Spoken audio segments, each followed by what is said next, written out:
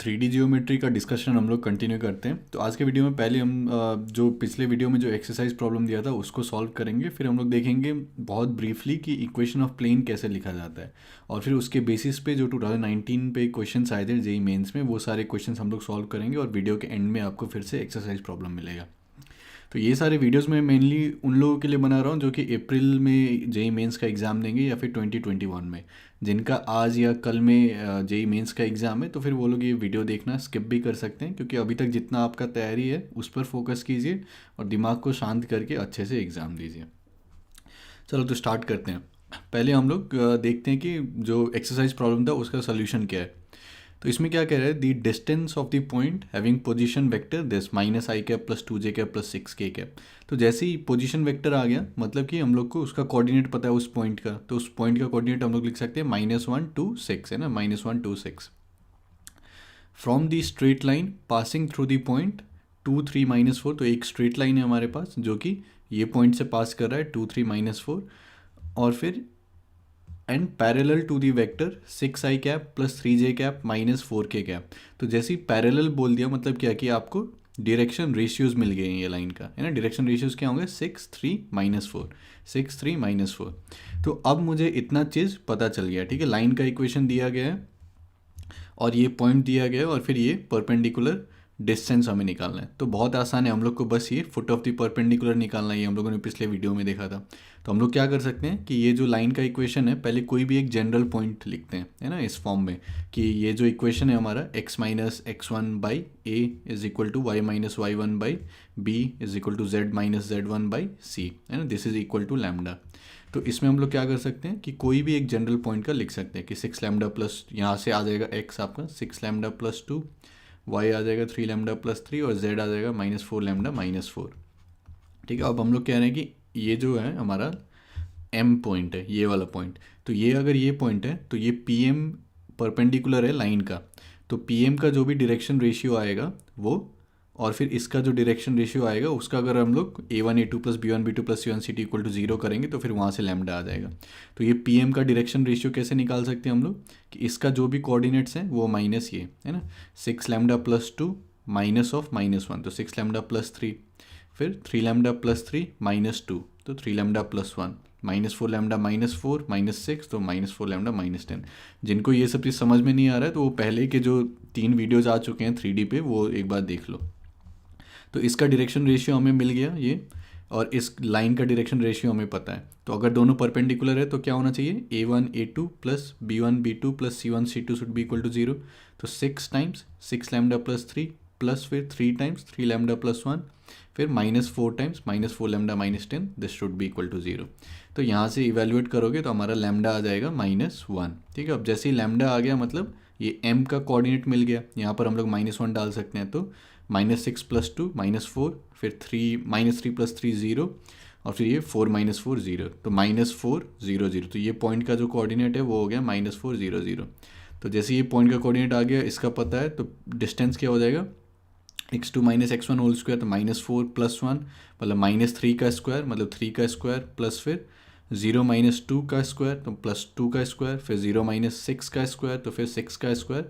तो इसको करोगे तो यहाँ से आपका 7 स्क्वायर हो जाएगा ये, है ना। इसको इवेल्युएट करोगे 9 + 16 आपका 25, प्लस फिर 36, तो फिर आपका 49, तो फिर 7 स्क्वायर 49, तो यहाँ से आपका 7 आ जाएगा। तो आपका सही आंसर आ जाएगा ये ए। ठीक है। अब नेक्स्ट हम लोग देखते हैं कि इक्वेशन ऑफ प्लेन कैसे लिखना है।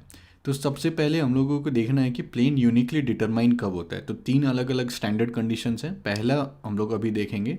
तो पहला जो कंडीशन है उसमें क्या कह रहा है, it passes through a given point and is perpendicular to a given direction. तो इसका मतलब क्या है कि मान लो ये हमारा प्लेन है, ये कोई एक पॉइंट से पास कर रहा है, ये ए है ना, और फिर ये परपेंडिकुलर है इसके नॉर्मल, ये जो वेक्टर है। इसको ऐसे भी सोच सकते हो कि मान लो कोई एक ये नॉर्मल वेक्टर है, इसका अब ये जो तीनों प्लेन्स हैं इसके ऊपर परपेंडिकुलर है। तो बस अगर तुम ये नॉर्मल वेक्टर बोल दोगे कि ये जो प्लेन है इसके परपेंडिकुलर है, तो ये कोई भी प्लेन हो सकता है ना।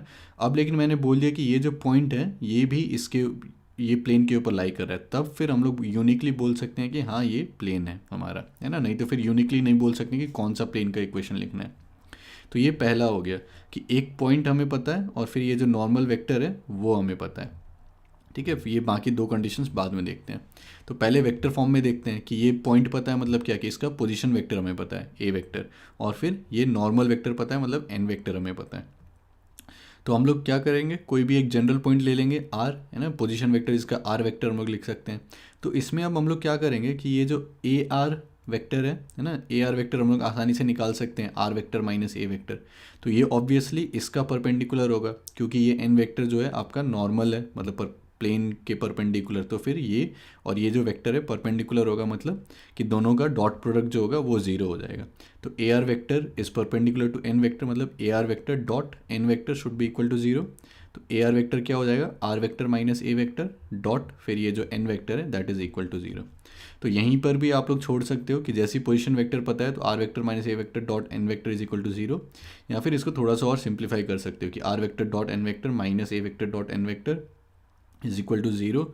अब ए वेक्टर हमें पता है, एन वेक्टर हमें पता है, तो दोनों का डॉट प्रोडक्ट स्केलर होता है, तो कोई भी एक स्केलर क्वांटिटी लिख सकते हो। तो कहीं पर आपको इस टाइप से भी दिखा हुआ मिल सकता है कि r vector dot n vector plus d is equal to zero, ठीक है, लेकिन ये स्टैंडर्ड फॉर्म ज़्यादा यूज़ होता है।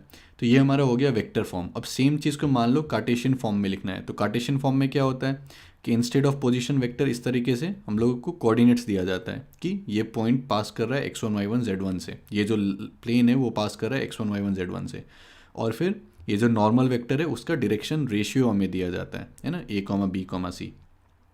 तो इसमें ये पूछा जाता है कि अब ये प्लेन का इक्वेशन कैसे निकालना है। तो फिर से सेम चीज़ यूज़ करेंगे कि ए आर वेक्टर हम लोग लिख सकते हैं, वो क्या होगा, x minus x one i cap plus y minus y one j cap plus z minus z one k cap, है ना। आई होप आप लोग को ये चीज़ पता होगा।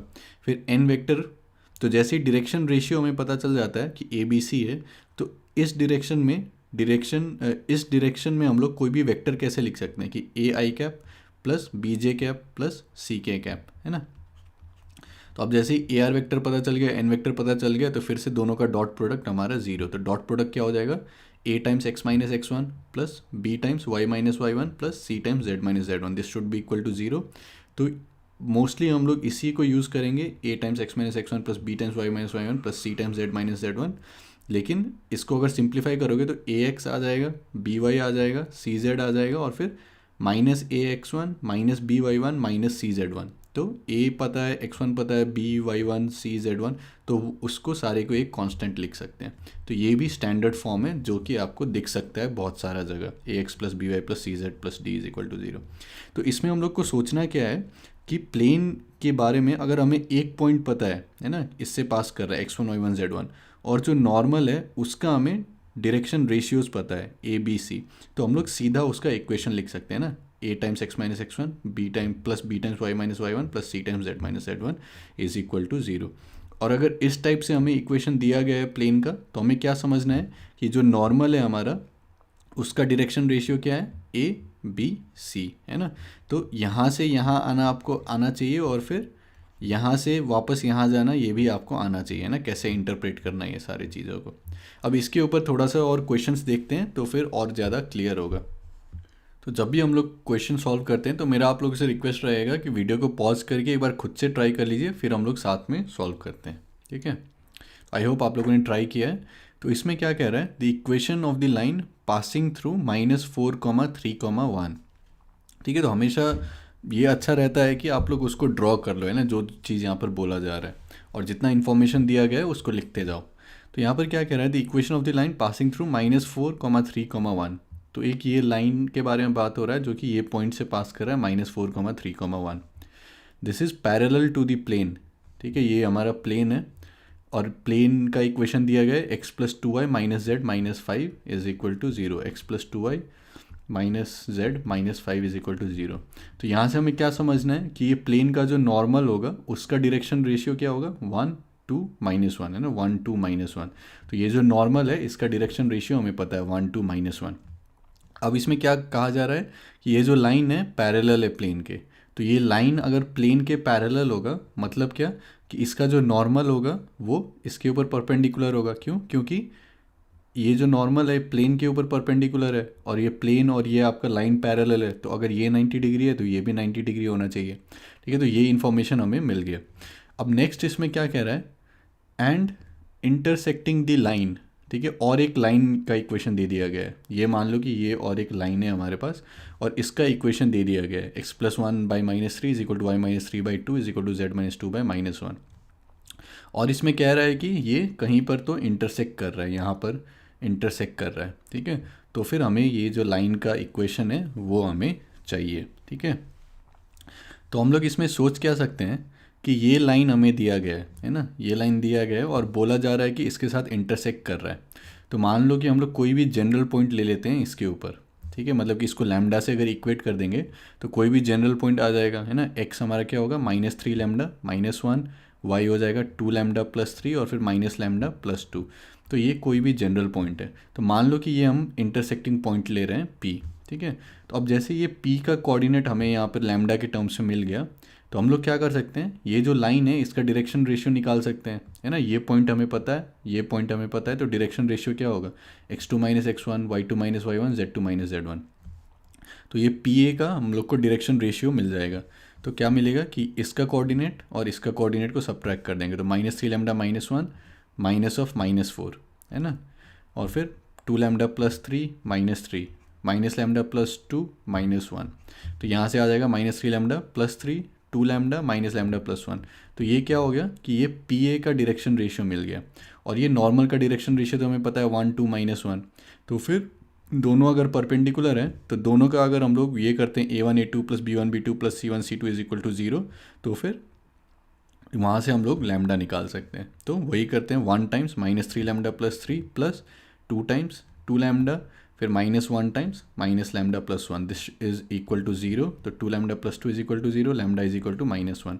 तो जैसे ही ये लैम्डा आ गया तो फिर हम लोग क्या कर सकते हैं कि ये जो पी ए का हमारा डायरेक्शन रेशियो है वो हम लोग निकाल सकते हैं, है ना। बस यहाँ पर हम लोग को लैम्डा का वैल्यू डालना है। तो लैम्डा का -1 डालेंगे तो 3 + 3 6, ये 2 टाइम्स -1 -2 और फिर ये आपका -1 प्लस -1 + 1, तो 1 + 1 2। तो अब ये लाइन का हो गया, हमें डायरेक्शन रेशियो पता चल गया और फिर ये पॉइंट से पास कर रहा है ये हमें पता है। तो इक्वेशन हम लोग कैसे लिख सकते हैं, x - x1/a is equal to y - y1/b is equal to z - z1/c। ये हमारा a b c हो गया और ये जो है हमारा पॉइंट है। तो x -4 मतलब x+4 डिवाइडेड बाई फिर 6, this is equal to y -3 divided by -2 is equal to z -1/2। ठीक है, तो यहाँ पर क्योंकि 3 2 1 उस टाइप से कुछ दिया है तो फिर हम लोग क्या कर सकते हैं कि इसको, और क्योंकि ये सारा क्या है प्रोपोर्शनल है, तो फिर हम लोग 2 से डिवाइड कर सकते हैं यहाँ पर। तो ये क्या हो जाएगा 3, ये -1 और फिर ये 1, है ना। तो अब बस ये मैच करना है कि ऑप्शन में कौन सा है। तो x+4 y -3, तो x+4 y -3 x+4 y -3, फिर यहाँ पर आपका 3 आना चाहिए, -1 1। तो ये जो ऑप्शन है ये आपका सही ऑप्शन हो गया। ठीक है, x+4/3 is equal to y -3/-1 is equal to z -1/1। तो जैसे कि यहाँ पर देख रहे हो कि अगर लॉजिकली प्रोसीड करोगे तो फिर काफ़ी आसानी से सॉल्व कर पाओगे। ठीक है, नेक्स्ट हम लोग क्वेश्चन देखते हैं। ये 2019 JEE Mains 9 Jan second shift. फिर से एक रिक्वेस्ट रहेगा कि वीडियो को पॉज करके एक बार खुद से ट्राई करो, फिर उसके बाद सोल्यूशन देखो। तो इसमें क्या कह रहा है, the equation of the plane containing the straight line this. तो यहाँ पर इसको हम लोग फिर से लिखते हैं। तो मान लो कि ये हमारा प्लेन दिया गया है, इक्वेशन ऑफ द प्लेन, जिसमें कि ये स्ट्रेट लाइन है, ये स्ट्रेट लाइन है। तो जैसे ही ये इक्वेशन दिया है मतलब क्या कि x - 0 y - 0 z - 0, मतलब कि ये 0,0,0 से पास कर रहा है और इसका डायरेक्शन रेशियो क्या है 2,3,4 2,3,4।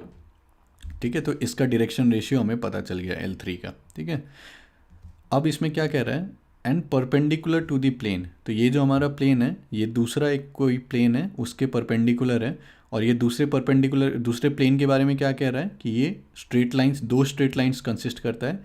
एक स्ट्रेट लाइन ये है जिसका डायरेक्शन रेशियो 342 है, 342 है, और फिर ये दूसरा लाइन है जिसका डायरेक्शन रेशियो आपका 423 है। ठीक है, तो इसमें इक्वेशन ऑफ द प्लेन मतलब कि ये वाला जो प्लेन है जिसको मैंने P2 का है, इसका हम लोग को इक्वेशन निकालना है। तो पहले तो एक बार समझ लो कि यहाँ पर क्या क्या इन्फॉर्मेशन दिया गया है। तो ये प्लेन है, ये प्लेन में ये जो स्ट्रेट लाइन है जिसको मैंने L3 लिखा है उसका डायरेक्शन रेशियो है 234। ठीक है, इतना मेरे को समझ में आ गया। अब कह रहा है कि ये जो प्लेन है ये परपेंडिकुलर है ये प्लेन का जिसमें कि ये दो स्ट्रेट लाइन्स है। एक है लाइन जिसका डायरेक्शन रेशियो 3:4:2 है, दूसरा लाइन है जिसका डायरेक्शन रेशियो 4:3 है।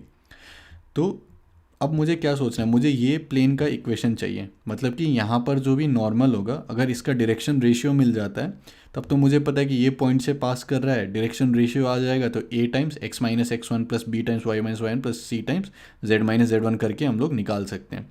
तो मेन जो हमारा टारगेट रहेगा वो रहेगा कि ये जो नॉर्मल है इसका हम लोग डायरेक्शन रेशियो कैसे निकाल सकते हैं। ठीक है, तो इसके बारे में सोचो क्या कर सकते हैं हम लोग। तो पहले तो क्योंकि हमारे पास ये दो स्ट्रेट लाइन है यहाँ पर, है ना, तो जैसे ही दो लाइन है डायरेक्शन रेशियो पता है हमें, तो हम लोग इसके डायरेक्शन में एक वेक्टर लिख सकते हैं, है ना। तो L1 के डायरेक्शन में वेक्टर क्या होगा, 3i cap plus 4j cap plus 2k cap. ये आपको करने आना चाहिए, ठीक है, इतना आपको सोचना चाहिए कि इसके डायरेक्शन में जो एक वेक्टर होगा वो ये होगा। फिर ये जो L2 है इसके डायरेक्शन में वेक्टर क्या होगा, 4i cap plus 2j cap plus 3k cap, है ना, 4i cap plus 2j cap plus 3k cap. अब जैसे ही ये हमें पता चल गया तो यहाँ से जो भी नॉर्मल आपका बाहर जाएगा, है ना, वो ये दोनों के परपेंडिकुलर होगा, तो ये नॉर्मल हम लोग निकाल सकते हैं। और ये नॉर्मल हम लोग क्यों निकाल रहे हैं, क्योंकि ये प्लेन अगर ये प्लेन के साथ परपेंडिकुलर है, मतलब ये प्लेन का जो नॉर्मल होगा तो और ये प्लेन का जो नॉर्मल होगा वो भी परपेंडिकुलर होगा, है ना। तो यहाँ से फिर हम लोग को क्या मिल जाएगा कि ये जो हमारा नॉर्मल हम लोग को चाहिए ये नॉर्मल के परपेंडिकुलर है और फिर ये जो स्ट्रेट लाइन है ये इसके भी परपेंडिकुलर है।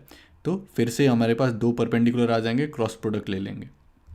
तो सबसे पहले हम लोग क्या करेंगे कि ये प्लेन से जो नॉर्मल जा रहा है उसको फाइंड आउट करते हैं।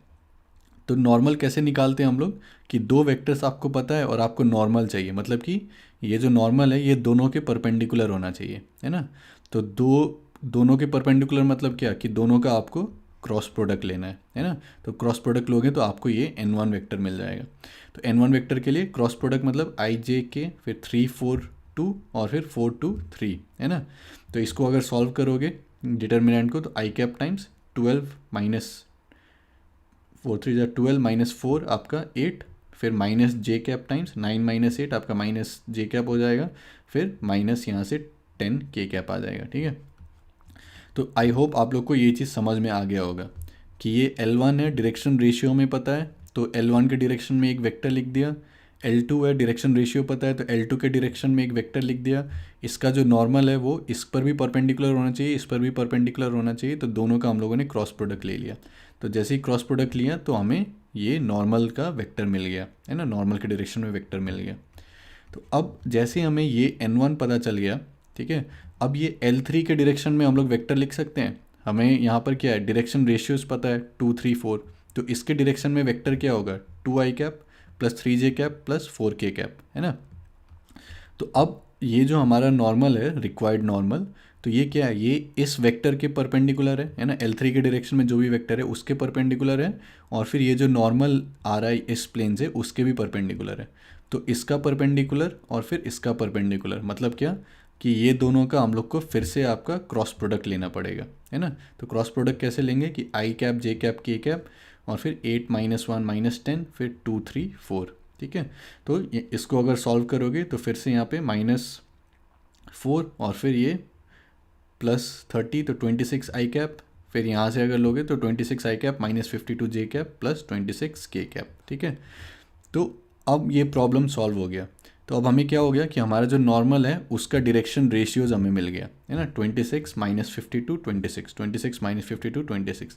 तो जैसे ही इसका डायरेक्शन रेशियो मिल गया तो हम लोग लिख सकते हैं कि a times x minus x1 plus b times y minus y1 plus c times z minus z1, है ना। और x1 y1 z1 यहाँ पर 0 0 है, तो फिर 26x minus 52y plus 26z is equal to 0। 26 को कॉमन लेके निकाल दोगे तो x minus 2y plus z is equal to 0। तो x minus 2y plus z is equal to 0। तो इस टाइप के क्वेश्चंस अगर एग्ज़ाम्स में आएंगे तो करना तो पॉसिबल है ना, कि कॉन्सेप्चुअली आप समझते जाओ, ये चमक गया तो फिर आप लोग आसानी से कर सकते हो। लेकिन इसको मैं फर्स्ट गो में नहीं करूँगा, इसको मैं मार्क टू रिव्यू कर दूंगा और फिर बाद में आके सॉल्व करूँगा।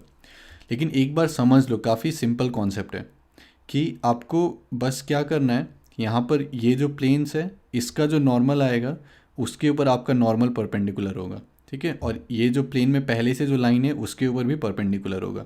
तो बस यहाँ पर ये आप लोग को सोचना है कि जब भी आप लोग को एक वेक्टर निकालना रहता है जो कि दो वेक्टर्स के ऊपर परपेंडिकुलर है, तो दोनों का आप क्रॉस प्रोडक्ट ले सकते हो। तो पहले ये नॉर्मल निकालने के लिए हम लोगों ने ये दोनों का क्रॉस प्रोडक्ट लिया, तो हमें ये नॉर्मल मिल गया।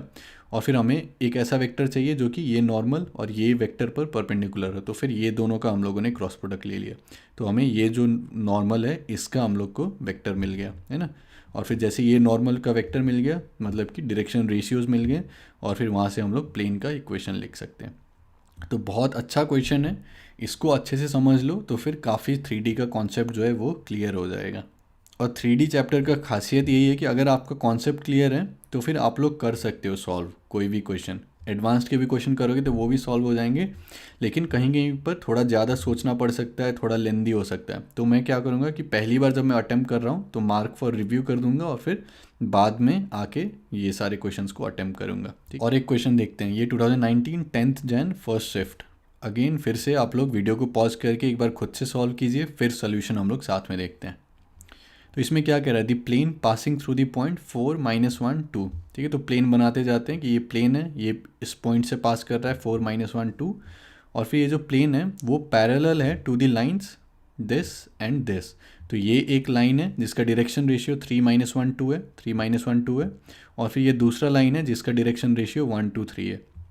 तो क्या कह रहा है कि ये जो प्लेन है ये पैरेलल है इस लाइन के भी और इस लाइन के भी। तो इसका मतलब क्या हो जाएगा कि ये जो नॉर्मल होगा ये प्लेन का वो इसके ऊपर परपेंडिकुलर होगा। इसका मतलब ये जो नॉर्मल है वो इस लाइन के ऊपर भी परपेंडिकुलर होगा, और फिर ये जो लाइन है इसके ऊपर भी परपेंडिकुलर होगा, ठीक है। तो जैसे ही हमें दो यहाँ पर मिल गया कि परपेंडिकुलर होना चाहिए, ठीक है, तो हमारा यहाँ पर एम क्या है कि पॉइंट तो हमें पता है, अगर ये नॉर्मल जो है इसका हमें डायरेक्शन रेशियो मिल जाता है तो फिर से हम लोग वही यूज़ कर लेंगे कि a times x minus x1 plus b times y minus y1 plus c times z minus z1। तो अब इसका डायरेक्शन रेशियो कैसे मिलेगा, तो ये जो L1 है इसके डायरेक्शन में हम लोग एक वेक्टर लिख सकते हैं 3i कैप माइनस जे कैप प्लस 2k कैप। और ये कैसे लिखा कि 3 -1 2 जो है डायरेक्शन रेशियोज़ हैं, तो 3i कैप माइनस जे कैप प्लस 2k कैप। फिर ये जो L2 लाइन है इसके डायरेक्शन में हम लोग वेक्टर लिख सकते हैं कि L2 आपका क्या हो गया i cap plus 2j cap plus 3k cap, ठीक है। अब जो हमारा नॉर्मल वेक्टर है वो इसके ऊपर भी परपेंडिकुलर होना चाहिए और फिर इसके ऊपर भी परपेंडिकुलर होना चाहिए। तो जैसे ही ये आपको चमक गया तो फिर बस क्या करेंगे, दोनों का हम लोग क्रॉस प्रोडक्ट ले लेंगे। तो क्रॉस प्रोडक्ट कैसे लेंगे, determinant of I cap J cap के कैप, फिर 3 -1 2 3 -1 2 फिर 1 2 3। फिर इसको अगर एक्सपैंड करोगे डिटर्मिनेंट को तो आपको मिल जाएगा -7 आई कैप -7 जे कैप प्लस 7 के कैप। तो हमें हमारा जो नॉर्मल है उसके डायरेक्शन में वेक्टर मिल गया, है ना। तो जैसे ये मिल गया तो डायरेक्शन रेशियोज मिल गए -7 -7 7 -7 -7 7। तो अब इसको यूज़ करके यहाँ पर लिख सकते हो कि a times x minus x1 plus b times y minus y1 plus c times z minus z1। लेकिन क्योंकि ये लोग प्रोपोर्शनल होते हैं तो फिर मैं कोई कॉमन नंबर से डिवाइड कर सकता हूँ। तो मान लो कि मैं -7 से सबको डिवाइड कर देता हूँ, तो फिर क्या होगा 1 फिर 1 और फिर ये -1, है ना। ये बस सिंप्लीफाई करने के लिए कि यहाँ पर 7 वगैरह ना लिखना पड़े, नहीं तो फिर -7 लिख के फिर यहाँ से आप लोग कॉमन लेके, है ना, क्योंकि 0 है तो फिर वो 0 हो जाएगा, ठीक है। इसके बारे में थोड़ा सा सोचिएगा। तो जैसे ये आ गया 1 1 -1, तो 1 टाइम्स x माइनस 4 प्लस फिर 1 times y minus of -1 plus फिर -1 times z minus 2, this is equal to 0। तो यहाँ से आ जाएगा x plus y minus z, x plus y minus z, फिर -4 प्लस 1 मतलब -3 और फिर +2 मतलब कि आपका -1। तो x plus y minus z minus 1 is equal to 0। ये आपका प्लेन का इक्वेशन हो गया। और इसमें पूछ रहा है the plane passing through the point also passes through the point. तो बस अब हमें ये चेक करना है कि ये सारे जो भी पॉइंट्स दिए गए हैं तो हमारा इक्वेशन जो है कौन सा पॉइंट सेटिस्फाई कर रहा है। तो मान लो मैं ये वाला पॉइंट लेता हूँ 1, तो x 1 है y 1 है तो 1 + 1 2, और फिर ये आपका -1 तो 2 -1 -1 तो 2 -2 0। तो ये जो ऑप्शन बी है ये आपका करेक्ट हो जाएगा, ठीक है।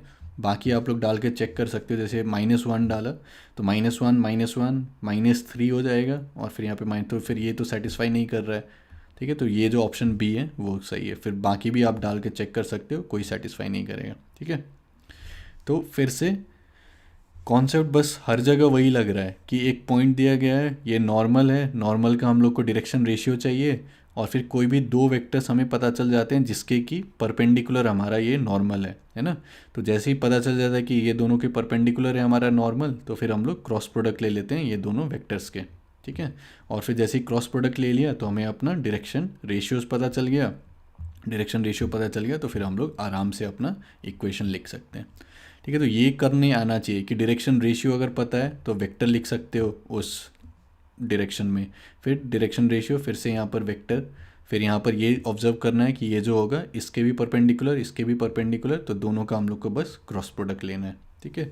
तो ये काफ़ी आसान क्वेश्चन बन जाएगा अगर ये सब चीज़ चमक जाएगा आपको तो। और एक क्वेश्चन सॉल्व करते हैं एक्सरसाइज से पहले, एक्सरसाइज प्रॉब्लम से पहले। अगेन फिर से वीडियो को पॉज करके खुद से ट्राई कीजिए, फिर उसके बाद सॉल्व कीजिए। ये फिर से 2019 10th Jan सेकेंड शिफ्ट। तो इसमें क्या कह रहा है, the plane which bisects the line segment joining the points. तो यहाँ पर क्या कह रहा है, दो पॉइंट्स हमारे पास है, एक पॉइंट है -3 -3 4, उसको मैंने ए कह दिया, और दूसरा पॉइंट है बी 3 7 6। और ये दोनों का जो मिड पॉइंट होगा, मतलब ये क्या कह रहा है कि ये जो प्लेन है बाइसेक्ट कर रहा है ये दोनों लाइन को, ये लाइन को, है ना। तो बाइसेक्ट मतलब क्या कि ये जो पॉइंट ऑफ इंटरसेक्शन होगा ये आपका मिड पॉइंट होगा। तो मिड पॉइंट कैसे निकलेगा, x1 + x2 divided by 2, y1 + y2 divided by 2, है ना।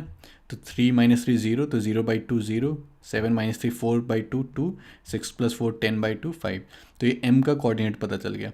और फिर क्या कह रहा है कि राइट एंगल मतलब the plane which bisects the line segment joining the points, ठीक है। तो ये ज्वाइन कर रहा है दोनों को और फिर बाइसेक्ट कर रहा है, तो वो तो हम लोगों ने कर लिया। और फिर राइट एंगल पे कर रहा है, मतलब कि ये जो लाइन है ये परपेंडिकुलर है प्लेन पर। मतलब क्या हो गया कि ये जो हमारा लाइन है ये नॉर्मल है ना। तो अब ये प्लेन का अगर इक्वेशन लिखना है तो फिर हम लोग क्या कर सकते हैं कि पॉइंट तो पता है, बस ये नॉर्मल का हमें डायरेक्शन रेशियो चाहिए। तो ये दो पॉइंट्स पता है तो डायरेक्शन रेशियो तो ऐसे ही कैलकुलेट कर लेंगे कि x2 - x1, y2 - y1, z2 - z1, वही हमारा डायरेक्शन रेशियो हो जाएगा।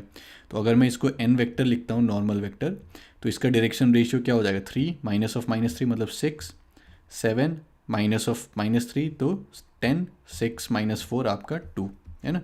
तो ये डायरेक्शन रेशियोज हो गए। तो फिर से प्रोपोर्शनल हैं तो फिर कॉमन लेके हम लोग हटा सकते हैं। तो 2 से डिवाइड कर देंगे तो 3 5 1, 3 5 1। तो ये हमें जो है ये नॉर्मल का हम लोग को डायरेक्शन रेशियो मिल गया। तो जैसे ही डायरेक्शन रेशियो मिल गया तो फिर a टाइम्स x - x1, तो 3 टाइम्स x - x1 प्लस फिर 5 टाइम्स y - 2 प्लस फिर 1 times z - 5, this should be equal to 0। तो आपका 3x + 5y + z, फिर यहाँ से आपका -15। तो ये प्लेन का इक्वेशन मिल गया। अब इसमें पूछ रहा है कि कौन सा पॉइंट इसके ऊपर लाई कर रहा है, तो फिर बस पॉइंट्स डालते जाना और चेक करना है कि कौन सा लाई कर रहा है।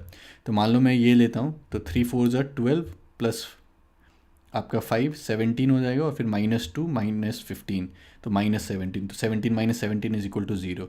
तो ये जो है ये आपका सेटिस्फाई कर रहा है, तो ये आपका सही ऑप्शन हो गया।